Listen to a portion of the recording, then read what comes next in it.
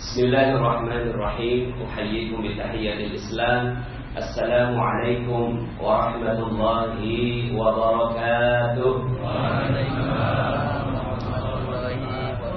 Bulan Ramadan, bulan rahmat, ramai orang pergi mengaji. Kalau salam tak dijawab semangat, kita ulang sekali lagi. Assalamualaikum warahmatullahi wabarakatuh. Waalaikumsalam warahmatullahi wabarakatuh. Kayak begini baru seru ya. Alhamdulillah, alhamdulillah, wassalatu wassalamu ala Rasulillah wa ala alihi wa sahbihi wa wala, wa la hawla wa la quwwata illa billah. Ashhadu an la ilaha illallah wa ashhadu anna Muhammadan abduhu wa rasuluhu la nabiyya ba'da. Allahumma salli wa sallim ala nabiyyina Muhammadin wa ala alihi wa sahbihi wa junubihi wa ansarihi wa man jahada fi sabilihi ila yaumil. Amma ba'd. Alhamdulillah, segala puji bagi Allah yang berikan nikmatnya kepada kita semua sehingga di hari yang berkah ini Allah Subhanahu wa taala berikan kesempatan kita untuk menikmati hari ke-19 Ramadan ya. Tadi pembawa acara terlalu kangen sama Ramadan. Kalau bisa jangan cepet-cepet ya. Tapi 19 sekarang ya. Alhamdulillah. Mudah-mudahan setiap Ramadan yang kita lalui, setiap hari yang kita lalui di bulan Ramadan ini meningkatkan derajat ketakwaan kita. Sehingga Allah Subhanahu wa taala berkenan memberikan berkah di kehidupan dunia dan insyaallah surganya di yaumil akhir. Amin ya rabbal alamin. Salawat dan salam semoga tercurah dan terlimpah kepada junjungan kita Nabi besar Muhammad sallallahu alaihi wasallam beserta para keluarga, para sahabat dan para pengikutnya hingga yaumil akhir. Bapak Ibu hadirin wal hadirat yang dirahmati Allah, dalam kesempatan ini saya ingin membahas tentang bagaimana Ramadan bisa menjadi kunci keajaiban bagi hidup kita. Saya sedikit mau cerita ya tentang ada seorang nenek-nenek. Ini nenek-nenek tiap harinya minta-minta, setiap hari minta-minta. Kemudian ya, saking profesionalnya dalam meminta-minta, dia tahu lokasi basah dan lokasi kering dalam meminta. Lokasi basah ternyata bukan hanya di perempatan, tapi kalau ada ustadz ceramah tentang sedekah, itu basah kata dia. Akhirnya setiap ada pengajian tentang sedekah dia datang. Sampai akhirnya berlabuhlah hatinya di satu pengajian namanya pengajian Ustadz Yusuf Mansur. Ya panen ya. Akhirnya beliau setiap ada pengajian yang Ustadz Yusuf Mansur datang. Salah satu pengajian yang dia ikuti adalah waktu itu di TPI hari Selasa, Rabu, subuh.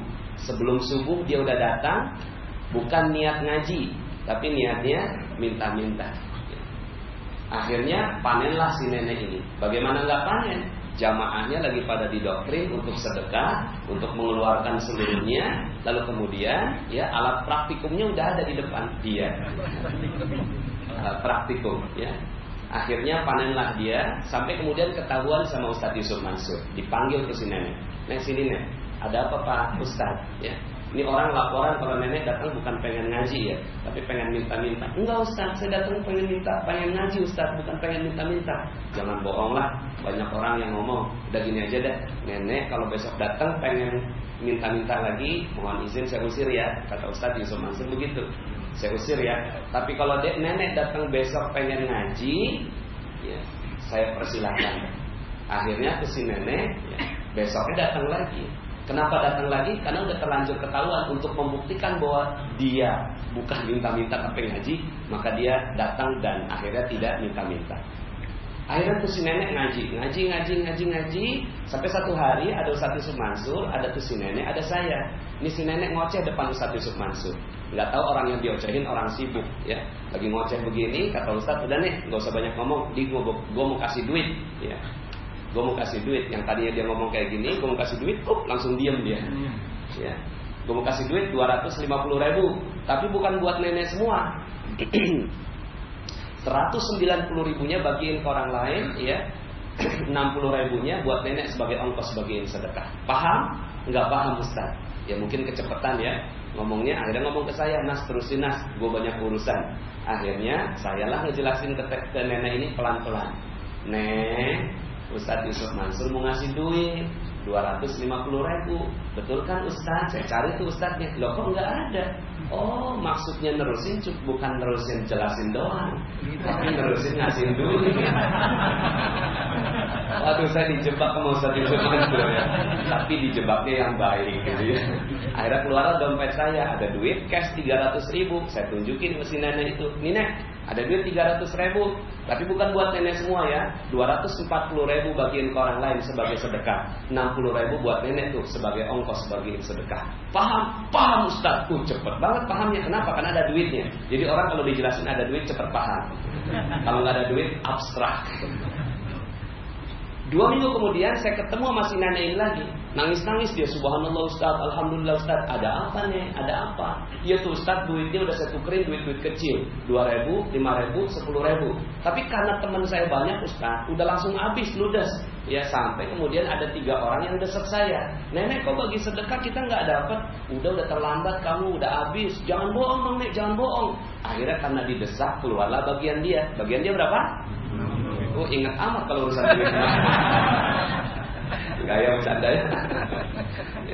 60.000 akhirnya keluarlah bagian dia. 10.000 dikasihin sama si nenek ini.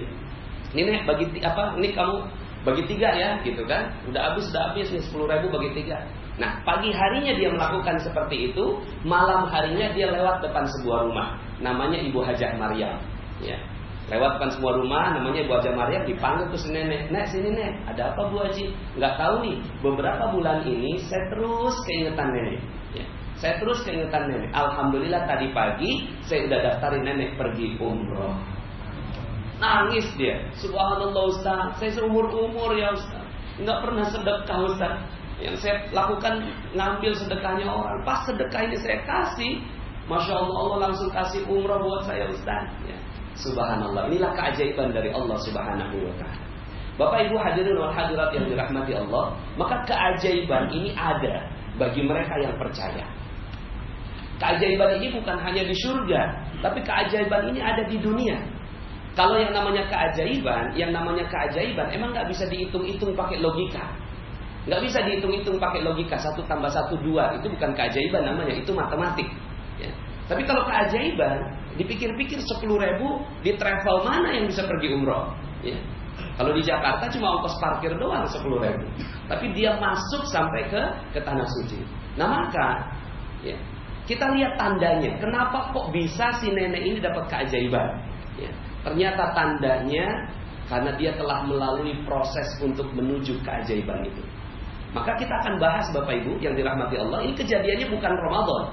Kejadiannya bukan Ramadan, apalagi ya, kalau seandainya dia melakukan, ya, si nenek ini melakukannya di Ramadan, lebih dahsyat lagi.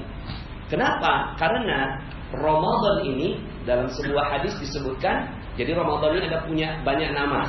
Ramadan Syahrul Siyam, Syahrul Quran, Syahrul Tilawah, Syahrul Jihad, Syahrul Ukhuwah, ya. Nah tapi ada satu nama yang jarang disebut, yaitu Ramadan sebagai Syahrul Rizki. Ramadan sebagai bulannya rezeki. Ramadan ini bulannya rezeki bagi orang-orang yang ingin mendapatkan rezeki berlimpah di 11 bulan kemudian, maka tidak ada jalan lain kecuali dia mengoptimalkan Ramadan. Kalau dia tahu rahasianya, maka dia benar-benar nongkrongin ini Ramadan. Waktu itu ada yang datang ke saya, Ustaz, gaji saya 4 juta Ustaz. Terus utang saya 4 miliar Ustaz. Banyak amat. Utangnya berapa? 4 juta. Mau ini ya, takut dicengin lagi. Gajinya 4 juta, utangnya 4 miliar. Kok bisa? Gede banget utang ente. Anak kena money game Ustaz. Anak ditawarin orang untuk investasi, anak coba-coba masukin duit, kok ada masuk keluar, masukin duit masuk keluar. Akhirnya saya himpun duit temen Ustaz. Sampai kekumpul 4 miliar. Saya masukin tuh 4 miliar semuanya ke si bandarnya itu, ya. Kemudian tiba-tiba dia ditangkap polisi, Ustaz. Terus kemudian Masya Allah nih, gaji 4 juta, beban hidup 4 miliar dia harus tanggung. Dia punya 2 pilihan. Satu, melarikan diri dari situ. Ya udahlah, itu kan bukan uang saya juga nggak bertanggung jawab, ya. tapi nanti di akhirat dia akan ditanya oleh Allah Subhanahu wa taala. Atau pilihan yang kedua, dia cicilin itu 4 juta, 4 juta, 4 juta, 4 juta sampai 1000 bulan. Mirip-mirip angkanya sama Lailatul Qadar. Saya tanya begini, ente apa yang dilakukan? Kemudian akhirnya coba kita teliti Ramadan tahun lalu apa yang ente lakukan. Ternyata di Ramadan tahun lalu saat orang lain melakukan ibadah, dia bermaksiat. Mungkin pada saat dia lagi bermaksiat begitu, malam Lailatul Qadar lewat. Malam Lailatul Qadar lewat nih. Pas malam Lailatul Qadar lewat, pada saat itu kan ya, malaikat itu turun, borongan. Tanazzalul malaikatu warruhu fiha bi'izni rabbihim min kulli amr. Udah dapat cuti bi'izni rabbihim. Artinya udah dapat cuti. Cuti apa? Cuti jaga langit. Ya. Saking inginnya malaikat itu bertemu dengan makhluk paling mulia. Siapa makhluk paling mulia? Manusia. Saking inginnya, ya. Saking inginnya mereka bertemu dengan manusia, dengan makhluk paling mulia ciptaan Allah, maka mereka borongan, cuti bi'izni rabbihim, cuti, turun semuanya. Tanazzalul malaikatu warruhu fiha, dengerin apa yang sedang dilakukan oleh para manusia. Siapa yang berdoa, langsung tuh para malaikat mendoakan agar Allah melipat gandakan rezekinya di dunia maupun di akhirat. Kok ya ada orang yang malam itu bermaksiat. Pada saat dia bermaksiat itu, yang lain dapat 1000 kali lipat, dia pun dapat 1000 kali lipat. Yang lainnya ya 2 rakaat dikali 1000, dia maksiat dikali 1000. Akhirnya ya beban hidupnya gaji 4 juta, dia harus nanggung 1000 bulan, dia harus kerja tanpa makan, dia cicilin semua uangnya orang sampai kemudian akhirnya ya hidupnya terpuruk. Masya Allah, ya. Banyak orang nggak tahu rahasia ini. Rasulullah SAW dalam sebuah hadisnya bersabda, syahrun yuzadu fi rizqil mu'min fihi. Inilah bulan di mana Allah tambahkan rezeki buat orang-orang yang beriman. Nah, kabar baiknya adalah kita masih bisa nih ngebenerin nih nasib hidup kita. Ya. Kabar baiknya begitu. Kalau kita lihat dari si nenek ini tadi, ya. Si nenek ini tadi yang terjadi pada dirinya ada beberapa tahapan. Tahapan yang pertama, tahapan bermaksiat. Dia bermaksiat kepada Allah Subhanahu wa taala. Maksiatnya apa? Maksiatnya pada saat itu minta-minta. Minta-minta ini dosa. Ya. Minta-minta ini dosa. Kenapa? Dosanya banyak di situ sebenarnya. Makanya dalam sebuah hadis, barang siapa yang meminta-minta kepada manusia, maka nanti di yaumil akhir didatangkan dengan tubuh tanpa tulang, tanpa daging. Ya. Wajah tanpa tulang. Ya. Pokoknya gitu dah, tengkorak. Ya. Akan datang kepada Allah Subhanahu wa taala, dia ini habis semuanya, enggak ada dagingnya, kurang lebih seperti itu. Ya. Artinya ini berdosa. Ya. Minta sekali, 2 kali boleh, tapi kalau dijadikan profesi, ini dosa di sisi Allah Subhanahu wa taala. Nah, si nenek ini enggak paham kalau itu dosa. Nah, terkadang yang terjadi adalah kita melakukan dosa tapi nggak paham kalau itu dosa. Ini yang terjadi, ini yang sering terjadi. Tapi ya, proses destruksinya tetap berjalan. Kita berdosa tapi nggak tahu kalau itu dosa, tapi proses destruksinya tetap berjalan. Sama seperti kita nih, ya, kita jalan, ini ada lubang. Pas ada lubang kita jalan. Yang melihat maupun yang nggak melihat, kalau seandainya dia tetap jalan melewati jalan itu pasti jeblos juga.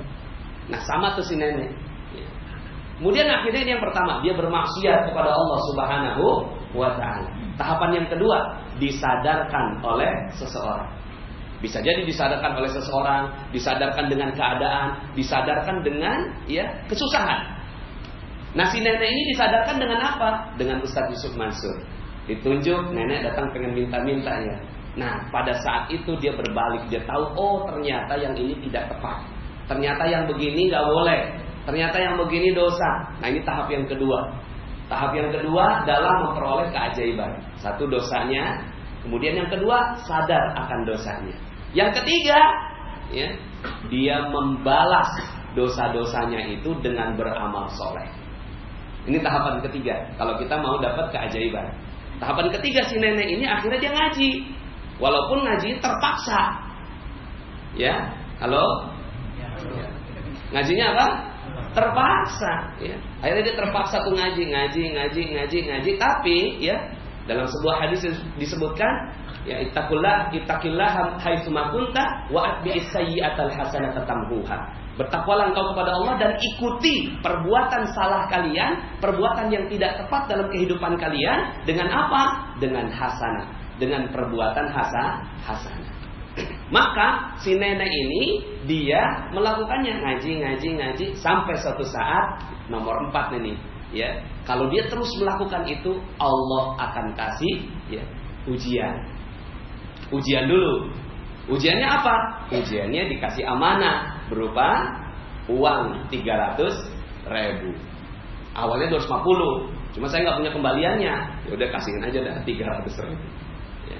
Lalu kemudian setelah itu ternyata dia berhasil melalui ujian itu, nggak ada yang dikorupsi sama dia. Ya. Berhasil melalui ujian itu, tidak ada satupun yang dia korupsi. Ya. Artinya Allah pengen tahu, nih jujur nggak nih? Ya. Kadang-kadang dalam prosesnya kita ingin diberikan oleh Allah Subhanahu wa taala satu kerjaan, satu peluang, terus kemudian pada saat itu kita mampu lolos dari ujian itu, semua amanah terselesaikan, maka Allah Subhanahu wa taala kasih keajaibannya. Nah, Bapak Ibu hadirin wal hadirat yang dirahmati Allah Subhanahu wa taala, maka saya ingin mengajak kita semua menjadikan Ramadan ini sebagai solusi buat kita. Ramadan ini sebagai solusi keajaiban buat kehidupan kita. Nah, orang yang tadi nih, yang dia ya utangnya 4 miliar, ya, kemudian gajinya cuma 4 juta, kan dia punya pilihan lain akhirnya. Satu kan dia cuek, ya udahlah nanti di akhirat aja kita selesaikan di akhirat. Tapi masya Allah menyelesaikan di akhirat, masya Allah beratnya minta ampun. Yang kedua dia kerja keras 1000 bulan ya tanpa makan. Atau yang ketiga, cari deh Lailatul Qadar. Cari Lailatul Qadar, kejar Lailatul Qadar. Ya. Lailatul Qadar ini Laila al-Qadar. Laila al-Qadar, malam Qadar, malam ditetapkannya takdir. Ya. Malam ditetapkannya takdir. Kalau seandainya takdir kita pada saat itu lagi cuek sama rezeki Allah Subhanahu wa taala, kita udah nggak mau peduli, pada saat itu kita tidur, ya. Orang lagi dapat Lailatul Qadar kita tidur, maka benar aja nggak akan ada solusi pada kehidupan kita di dunia maupun di akhirat. Akhirnya apa yang terjadi? Ya sudah. Ya. Kejadiannya seperti sekarang. Makanya negara paling makmur bukan Jerman, bukan Jepang, ya, bukan Amerika, bukan Korea yang punya Samsung, ya, bukan itu semua. Negara paling kaya namanya Qatar. Penghasilan per bulannya 150 juta rupiah per bulan. Jadi kalau dikurskan ke Indonesia, dia penghasilan per kapita itu ya, ada yang 5 miliar per bulan, ada yang 10 miliar per bulan gitu di sana itu. Tapi pendapatan per kapitanya 150 juta rupiah per bulan. Beda tipis sama Indonesia yang 1,7 juta per bulan. Kenapa? Kok beda? Sama-sama Muslim, sama-sama negara Muslim. Bedanya, lihat aja kualitas Ramadan kita. Lihat aja bedanya kualitas Ramadan kita. Ramadan di sana, silahkan lihat ya di malam 27 Ramadan. Lihat, silahkan kita datang ke sana malam 27 Ramadan. Kalau nggak bisa lihat ke sana, lihat aja di YouTube. Ya. Banyak sekali diupload tentang bagaimana malam-malam 27 Ramadan di banyak negara Muslim. Semuanya itu masjid penuh. Rumah kosong. Kenapa? Karena anak istri dibawa semuanya. Ya, anak istri dibawa semuanya gitu kan, semua. Karena banyak keyakinan bahwa Lailatul Qadar itu jatuhnya di malam 27 Ramadan. Walaupun sebenarnya ya tidak mesti di malam 27, tapi ada di malam 21, 23, 25, ya, 27 dan 29. Ini masih ada 5 hari sebenarnya. Cuma memang ngejar 5 hari kagak bisa, ya udah kejar sehari aja. Pas malam 27 Ramadan, semua anaknya dibawa, istrinya dibawa, ya, nggak ada yang rumah tuh kosong, sama kayak malaikat ngosongin rumahnya. Ya. Malaikat ngosongin rumah, sama. Para sahabat ngosongin rumah, Rasulullah SAW ngosongin rumah, ya. Mereka semua pada datang masuk ke masjid Allah Subhanahu wa taala. Nah, ketika masuk di dalam masjid Allah itu, ya berkahlah mereka. Lah kita ngapain malam 27 Ramadan? Ya. Maka solusinya buat teman saya ini nih, ya, teman saya yang kena nih money game, ya kan orang yang seperti ini kadang-kadang diomongin juga nggak kena. Ini mau diomongin begitu juga nggak kena Pak. Ya. Cuma yang paling realistis adalah daripada ente nyicilin tuh sampai 1000 bulan, mending ente minta sama Allah, nangis sama Allah, minta sama Allah, ya Allah aku butuh keajaiban Engkau, aku butuh 1000 kali lipat nih bantuan dari Engkau. Maka di malam itu Allah Subhanahu wa taala berkenan, ya, khairum ya min alfi syahr, lebih baik daripada 1000 bulan. Ya. Waktu itu ada kisah namanya Abah Hasan. Abah Hasan ini adalah kakek mertua dari kakak saya yang pertama. Ingatannya tinggal 15 menit. Waktu itu umurnya 80 tahunan. Sekarang beliau sudah almarhum. Tapi waktu beliau masih hidup, ingatannya tinggal 15 menit. Saya datang ke beliau. Siapa nih? Nasrullah. Dari mana? Depok. Duduk dah. 15 menit lagi nanya. Siapa? Nasrullah. Dari mana? Depok. Makan dah. 15 menit lagi nanya.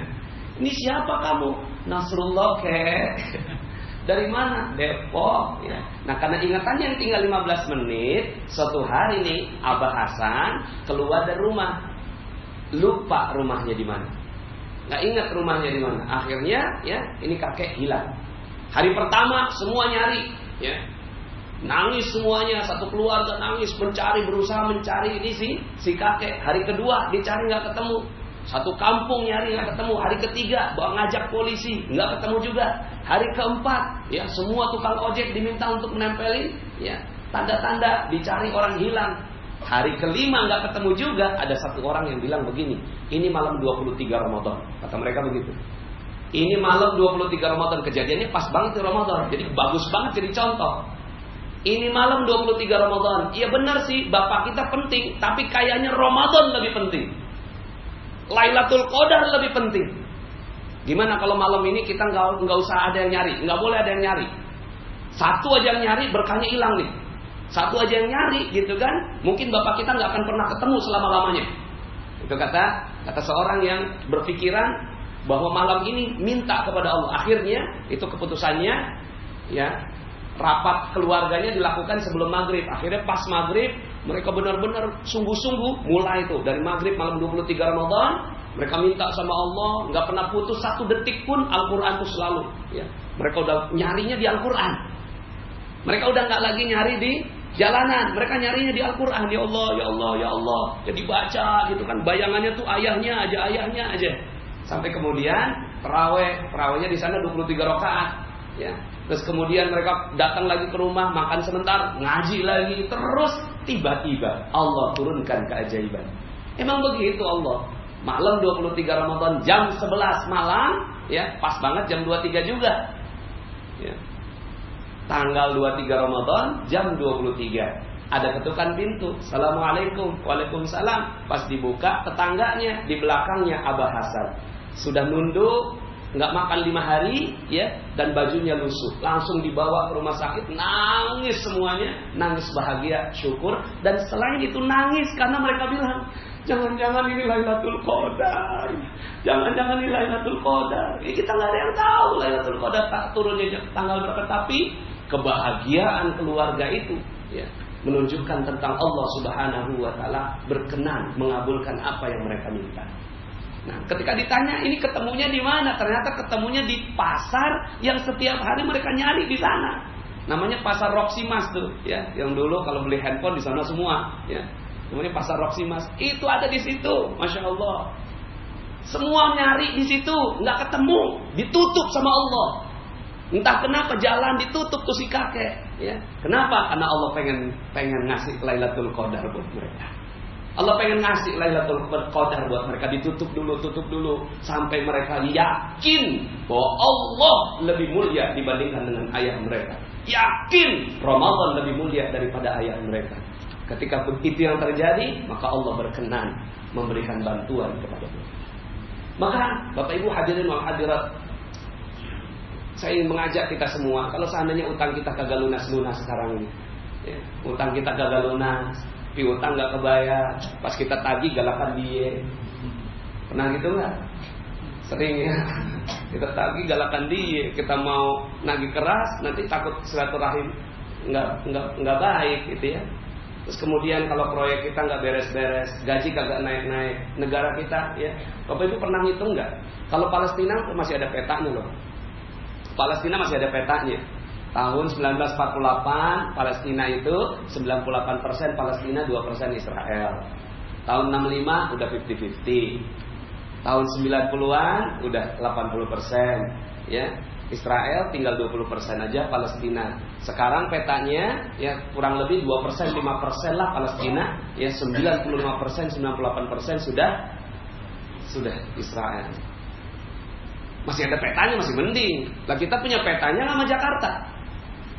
Sekarang Jakarta kita punya petanya enggak? Tahun 1945 ketika merdeka, berapa yang dimiliki orang Betawi? Berapa yang dimiliki Muslim? Sekarang berapa yang dimiliki? Nah, data yang dikemukakan ya tinggal 12%. Tinggal 12% yang dimiliki oleh umat Islam. Jawa nih, Jawa pernah ada yang bikin petanya belum? Masya Allah, saya ada satu keluarga di Luwiliang.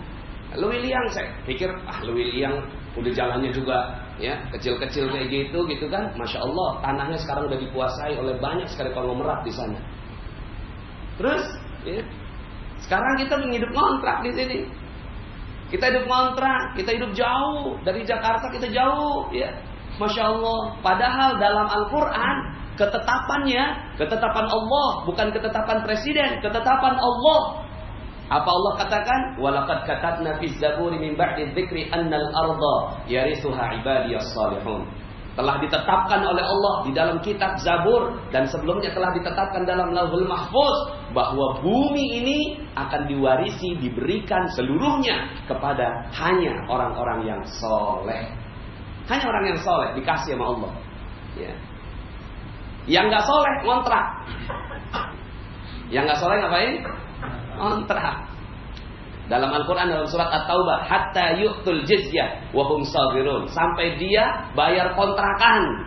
Ya, kontrakan itu jizyah, ya, upeti, pajak, apalah cicilan, silakan namakan, pokoknya jizyah itu. Nah, sekarang yang nyicil motor siapa? Yang nyicil mobil siapa?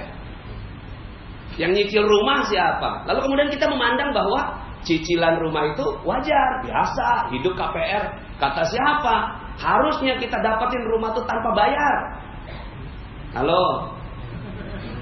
Ya begitu. Qatar itu, ya ketika bayi lahir langsung dapat rumah. Gratis dari pemerintah. Kenapa? Negerinya makmur. Kita emang nggak makmur? Pertanyaan kan begitu. Emang kita kagak makmur, kurang makmur apa? Kurang makmur apa Indonesia ini? Sawitnya banyak, di atasnya matahari selama 12 bulan nggak pernah terlalu tajam banget panasnya, nggak pernah juga terlalu redup, nggak pernah, ya, nggak ada salju, ya, nggak ada musim yang sangat ekstrim, nggak ada, Masya Allah bisa semua, ya. Cuma satu problemnya kita ini, ya, ngerasanya kita aman-aman aja. Maka kata Allah, kalau seandainya tidak ada orang yang soleh di sana, maka Allah berikan dunia ini kepada orang yang benar-benar kagak soleh untuk menzolimi orang yang tidak soleh. Akhirnya kita berantem sesama orang yang gak soleh. Kenapa? Karena gak ada orang solehnya. Tapi ketika kita soleh, maka Allah berikan pelan-pelan, ya. Allah berikan, cuma kita harus siap dengan detox. Namanya detox rezeki. Ada detoxnya Bapak Ibu, ya. Nih, ya orang yang ini kan dia 1.000 nih. 1.000 bulan tuh 4 juta gajinya, utangnya 4 miliar. Terus kemudian dia pengen dapat keajaiban, Allah kasih detox terlebih dahulu. Detoxnya apa? Ya detoxnya macam-macam tuh. Kalau kita lagi berobat, ya, kalau ibu-ibu yang saya tahu mah tuh ya, kalau lagi pakai kosmetik yang nggak benar, ya, pas nggak pakai itu jerawatnya keluar, fleknya keluar, kan begitu. Saya tahunya dari istri saya. Detox katanya, ya, proses detox itu keluar semuanya. Nah, sama dengan kita, siap aja dengan proses detoxnya. Detoxnya itulah masalah, musibah, ujian, cobaan. Lah kita harus siap nerima dihina-hina agama kita. Sekarang ini agama kita dihina. Kenapa kita ya dihina agama kita? Ya karena kita nggak punya kekuatan. Ya. Karena kita udah nggak punya kekuatan, maka dibilang ya sah-sah aja. Yang salah siapa? Saya tidak nyalahin orang lain. Saya tidak nyalahin beliau yang sudah ditetapkan bersalah. Tidak. Dia tidak salah. Yang salah siapa? Kita. Yang salah kita. Kitanya yang kurang soleh. Udah itu aja dah. Yang paling bagus begitu. Maka saya ingin mengajak kita semua jadi muslim radikal. Halo? Ada CCTV nggak di sini? CCTV. Saya ingin mengajak jadi muslim radikal, tapi bukan muslim radikal ngelawan orang, ngelawan diri sendiri. Kita harus radikal. Radikalnya gimana? Ya, kemarin kita tidur doang sih Ramadan kemarin. Ramadan tidur. Lah sekarang mau tidur lagi. Ya, kayaknya udah nggak ada. Putuskan malam ini. Ya, putuskan Ramadan ini. Ya Allah, saya pengen ngetes nih ya Allah. Ngetes boleh nggak? Ngetes Allah boleh nggak? Boleh, Allah yang nantang. Coba datangkan kepadaku satu ayat, datangkan kepadaku satu surat, datangkan kepadaku satu surat satu kitab yang semisal ini. Allah minta. Nah sekarang kita ngetesnya daripada kita ngetes bos, saya ini punya utang bos, 4 miliar bos. Kan gaji saya 4 juta bos. Biarin saya nanti akan kerja selama 83 tahun bos, tanpa gaji, tapi tolong bos bayarin gaji saya. Ente mau tes nggak bos ente? Jawabannya kira-kira apa? Tes bosnya. Coba kita tes, ya. Kita tes, datang deh ke bos. Bos, saya mau ngetes ente nih. Sekuat apa sih perusahaan kita gitu. Ya. Tapi Allah senang malah. Kalau Allah ya dites begitu senang. Ya Allah, aku kayaknya udah nggak bisa minta yang lain ya Allah. Aku kayaknya nggak mungkin minta sama bos saya ya Allah. Aku nggak mungkin kayaknya minta sama teman saya ya Allah. Minta sama dia lebih terpuruk kayaknya ya Allah. Minjem sama teman, saudara segala macam kayaknya nggak akan pernah dapat ya Allah. Tapi sekarang ada Ramadan. Kata Ustaz Nasrullah, ya, ada peluang. Maka kalau memang Anda adalah salah satu yang menginginkan Allah Subhanahu wa taala menolong kehidupan Anda, maka pakai Ramadan. Mumpung nih alhamdulillah ya, masih ada 11 hari. Maka jadilah radikal di 11 hari. Radikalnya bagaimana? Radikalnya Masya Allah, bacaan Qur'annya ya. Kalau bisa nih jangan sampai nggak khatam. Nih yang kalau benar-benar pengen dapat solusi ya, pengen dapat solusi. Nanti kita kasih tahu caranya bagaimana khatam Qur'an. Karena gini, keutamanya khatam Qur'an adalah ya, dalam hadis riwayat Ad-Darimi, walaupun ada yang mengatakan bahwa ini hadis kurang sahih, tapi sebagai motivasi amal kita bisa lakukan, tapi ketika dihubungkan dengan matan-matan yang lainnya masih cocok. Yang berarti kita bisa ambil seorang yang khatam Quran. Ketika dia khatam Quran, ketika diucapkan minal jinnati wan nas. Lah itu kan nyampe garis finish tuh. Minal jinnati wan nas, itu garis finish tuh. Pas garis finish 70.000 malaikat langsung turun mengerubungi dia. 70.000 malaikat datang turun mengerubungi orang ini mengikuti kemanapun dia berjalan, mengikuti kemanapun dia melangkah dan dia mengaminkan apapun yang terucap dari lisannya. Dia minta apa kepada Allah akan dikabulkan oleh Allah Subhanahu wa taala. Nah, kalau udah nyampe di sini sesuai dengan ayatnya. Ayat puncak dari Ramadan, wa idza sa'alaka 'ibadi 'anni fa inni qarib ujibu da'watad da'i idza da'an falyastajibu li wal yu'minu bi la'allahum yarshudun. Wa idza sa'alaka ibadi, bahkan ini bukan malaikat lagi, langsung Allah. Wa idza sa'alaka ibadi anni fa inni qarib. Kalau hamba-hambaku bertanya di mana aku saat mereka telah berhasil mencapai ketinggian Ramadannya, mencapai titik finishnya di Ramadan. Wa idza sa'alaka ibadi anni fa inni qarib, aku dekat. Yang dekat siapa? Bukan malaikat. Aku, kata Allah. Fa inni qarib. Masya Allah. Ujibu da'watad da'i idza da'an. Mengabulkan apapun yang mereka minta. Mengabulkan apapun yang mereka minta. Maka kata Allah apa? Falyastajibu. Maka minta kata Allah. Apa? Aku mau dengar. Apa yang kau minta? Ngomong deh tuh, ya Allah, pernah money game ya Allah. Gaji 4 juta, kok utang 4 miliar ya Allah. Minta sama Allah. Pada saat itu maka ya, falyastajibuli wal yu'minu bi. Wal yu'minu bi ini artinya apa? Yakinlah bahwa aku mengabulkan. Wal yu'minu bi. Ada orang yang doa tapi enggak yakin bahwa Allah mengabulkan. Yakin. Ya. Setelan udah lunas gitu loh. Kalau udah minta sama Allah, fal yu'minu bi, maka beriman sama Allah. Udah berhasil terus gitu ya. Terus kemudian akhirnya maka beriman, fal yu'minu bi, maka berimanlah. Nah, ketika beriman gini setelannya udah setelan lunas gitu loh. Ya. Tinggal bagaimana jalin hubungan. Pelan-pelan Allah akan lunasi semuanya. La'allahum yarshudun, ya. Agar kalian ini mendapatkan ya petunjuk, kemuliaan, keagungan ya. Nah, Bapak Ibu yang dirahmati Allah Subhanahu wa taala, maka ya dengan adanya seperti ini akhirnya Imam Syafi'i udah tahu nih tuh ya, mengerubungi dia. Kalau dia khatamnya malam, maka dikerubungi sampai pagi hari. Kalau dia khatamnya pagi, dikerubungnya sampai malam. Akhirnya Imam Syafi'i udah tahu kayak begini nih, akhirnya dia 2 kali khatam dalam sehari. Supaya apa? Supaya malaikatnya kagak kabur-kabur. Malaikatnya emang udah menghubungi setiap saat di Ramadan. Karena cuma Ramadan aja nih ya, yang memang bisa kita optimal seperti ini. Akhirnya 2 kali khatam Bapak Ibu. Masya Allah, 2 kali khatam kayak apa ya? Bacaannya kayak apa ya? Ada hadis yang mengatakan bahwa ya Rasulullah SAW didatangi oleh sahabat, lalu kemudian saya bisa ya Rasulullah mengkhatamkannya sehari. Enggak, kata Rasulullah, khatamkan Al-Quran itu dalam 1 bulan. Kita bisa lebih cepat dari itu ya Rasulullah, 10 hari. Ya, enggak boleh lebih dari 10 hari. Kita bisa lebih cepat dari itu ya Rasulullah, 7 hari.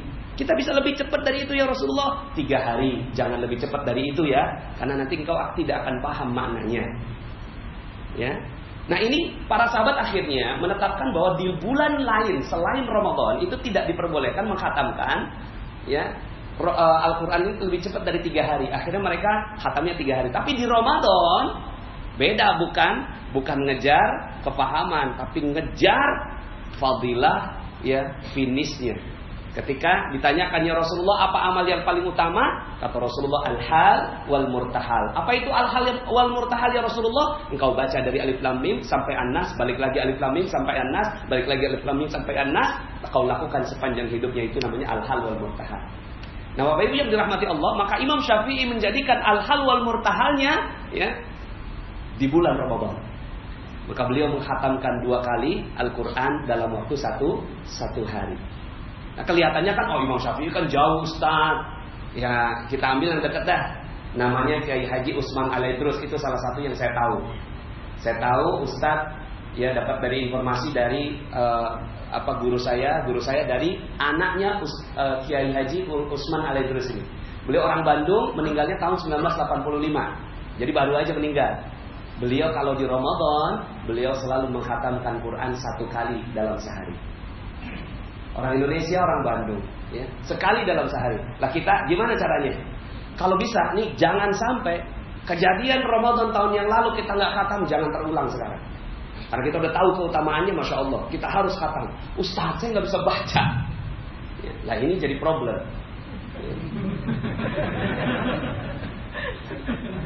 ya. Tapi it's okay, nggak apa-apa. Allah maha pemurah. Yang bisa khatam, kejar. Yang bisa khatam nih kejar ya. Kalau nggak bisa, maka cari orang-orang yang bacanya khatam, lalu baca bersama mereka. Contohnya orang-orang pada datang ke Masjidil Haram tuh. Di Masjidil Haram, ya, Bapak Ibu silakan kalau ada yang mau datang malam 27 Ramadan. Itu malam 27 Ramadan memang khatam Quran. Khatam Quran ya, itu semuanya udah pada nunggu dari Dari sejak zuhur semuanya pada datang, udah ditutup sama tentara, nggak boleh masuk lagi kalau lewat dari zuhur. Saking penuhnya.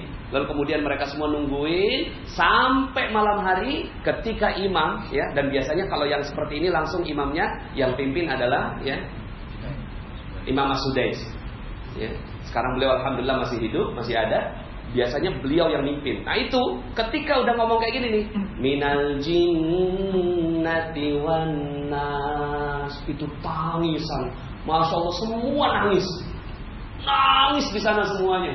Masya Allah, karena mereka tahu ini finish.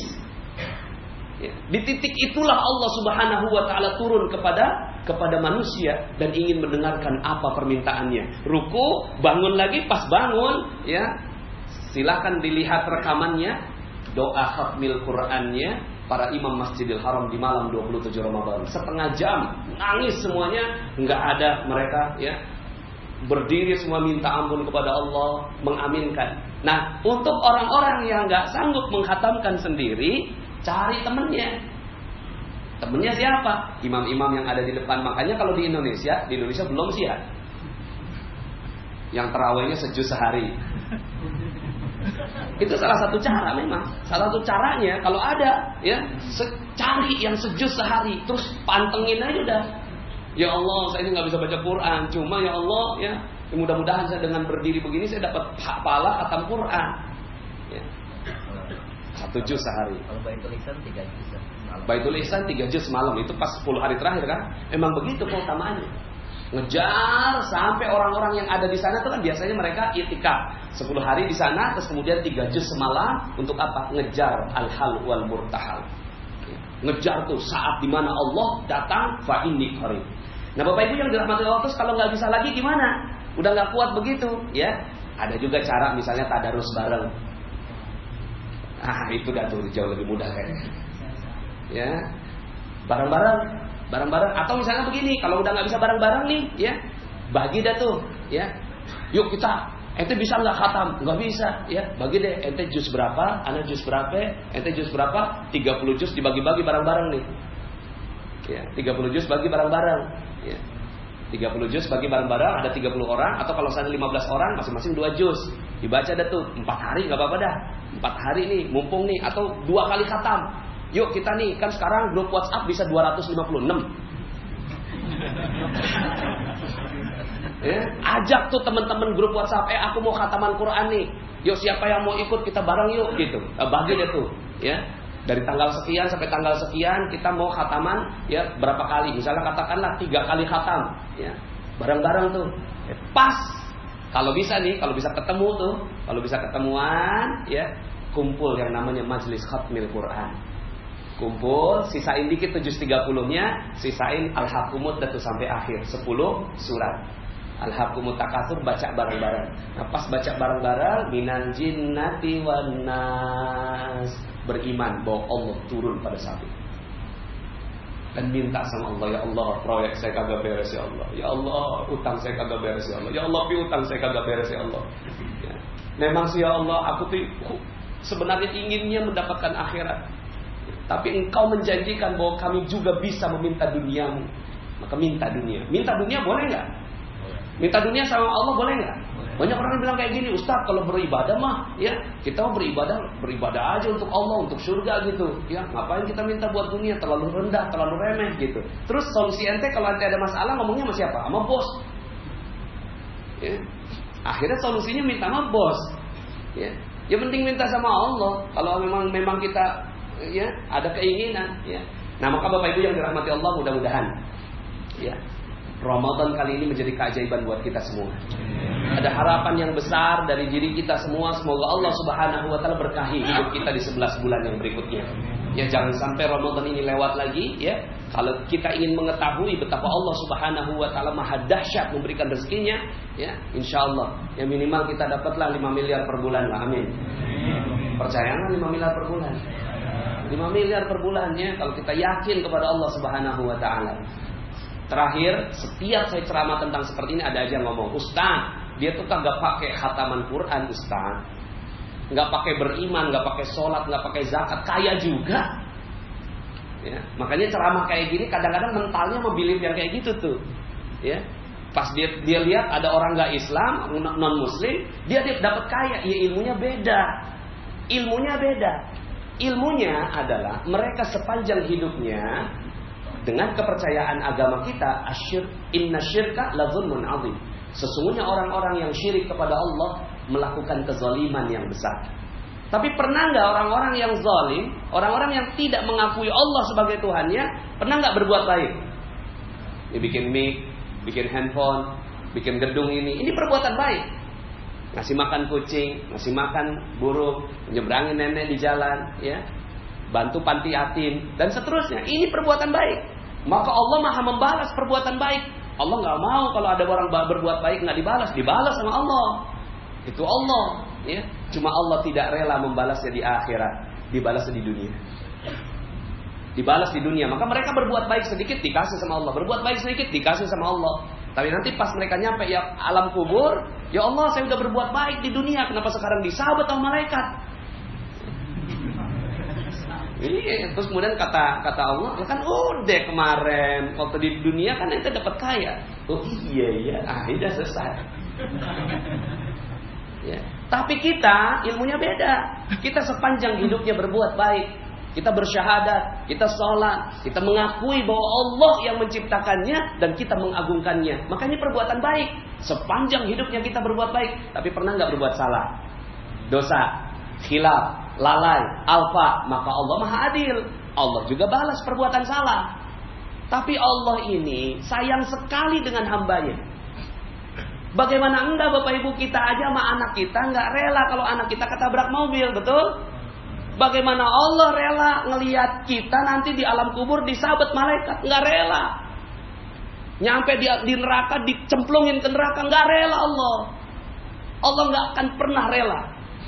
Ya, karena sayangnya Allah melebihi, sayangnya Allah kepada hambanya melebihi seorang ibu cinta kepada bayinya. Apakah bayinya akan mungkin dilemparkan ke api neraka? Begitu tanya Rasulullah SAW kepada para sahabat ketika melihat seorang ibu lagi gendong anaknya.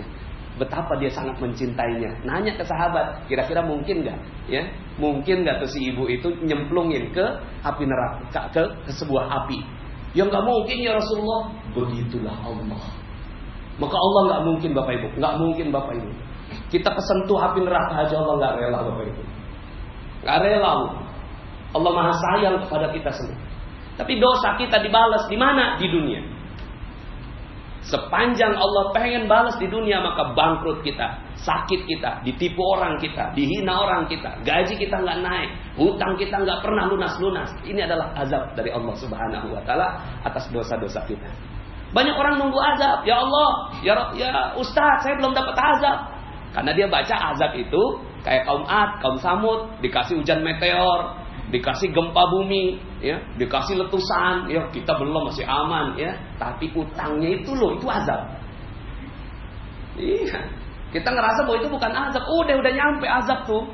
Azab tuh tapi jangan dipandang sebagai kok Allah nggak sayang sama kita, bukan. Dosa kita dituker sama azab. Dosa kita dituker sama azab. Maka, ya, sekarang pertanyaannya nih Bapak Ibu, ada 3 pilihan buat kita. 1, kaya raya di dunia. Mau? Kaya raya di dunia mau? Tapi melarat di akhirat mau? Ya. Atau yang kedua, ya, nggak apa-apa dah masuk surga, enak di surga itu, masya Allah berlimpah ruah. Tapi di dunia melarat mau? Nggak mau juga. Padahal di surga tuh nikmat sekali. Atau pengen yang ketiga, ya, di dunia kaya raya, di akhirat masuk surga. Mau? Lah itu yang diajarkan Allah. Yang diajarkan Allah fid dunya hasanah wa fil akhirati hasanah. Maka cara kita beda sama dia. Cara kita beda sama dia. Baca buku-buku Robert T. Kiyosaki, baca buku Anthony Robbins, baca buku macam-macam gitu Bapak Ibu, pas kita praktekin kagak laku Bapak Ibu. Bener aja nggak laku. Iyalah mereka berbuat baik, ya, dan ajaran-ajarannya baik, nggak apa-apa. Yang namanya baik-baik diambil. Tapi sepanjang kita masih ada dosa, maka yang baiknya kita ditutupin buat dosa kita. Maka, ya, kalau saya sih yakin Bapak Ibu, kalau saya yakin nih, kalau ente terinspirasi dengan ceramah ini, satu hari nih Bapak Ibu bisa merubah Anda. Saya yakin nih, ya. Kita jagain benar-benar Allah nih. Kita jagain benar-benar ibadah kita. Enggak ada dosa satupun. 5 tahun lagi saya ketemu Anda sebagai seorang miliarder. Karena nggak mungkin, Allah nggak mungkin. Allah nggak mungkin nggak ngasih. Ketika kita udah bertakwa kepada Allah Subhanahu wa taala, nggak mungkin. Wa yattaqillaha yaj'al lahu makhraja wa yarzuqhu min haitsu la yahtasib. Kalau engkau bertakwa kepada Allah, maka Allah akan buka jalan keluar dan akan diberi rezeki dari arah yang tidak disangka-sangka. Yang ngomong siapa? Allah. Maka seandainya kita mau bertakwa, beriman kepada Allah Subhanahu wa taala ini, insya Allah parameternya sederhana Bapak Ibu, ya. Parameternya sederhana. Ketika Ramadan kita beres nih, beresnya ditandai dengan radikal. Radikal Bapak Ibu, ya. Radikal, terus kemudian nanti akan kebawa tuh nanti di hari-hari berikutnya tiba-tiba Allah bikin utang kita 0. Piutang kita tiba-tiba kebayar. Nah terus kemudian perlahan-lahan ada keajaiban-keajaiban seperti si nenek ini Bapak Ibu. 10.000 pergi umroh. Tiba-tiba akan ada keajaiban-keajaiban akan datang pada Anda. Kayaknya nggak nyampe 5 tahun, dah 3 tahun kayaknya. Amin. Amin. Maka Bapak Ibu, kita rebut kembali Jakarta bukan dengan marah-marah. Kita rebut kembali Jakarta dengan beribadah. Bisa kok, bisa insya Allah. Kita rebut kembali dengan menjadi muslim radikal dalam beribadah. Wallahu a'lam bishawab, ya. Saya akhiri dulu, ya, mungkin kalau ada yang ingin ditanyakan. Wallahu a'lam bishawab. Assalamualaikum warahmatullahi wabarakatuh.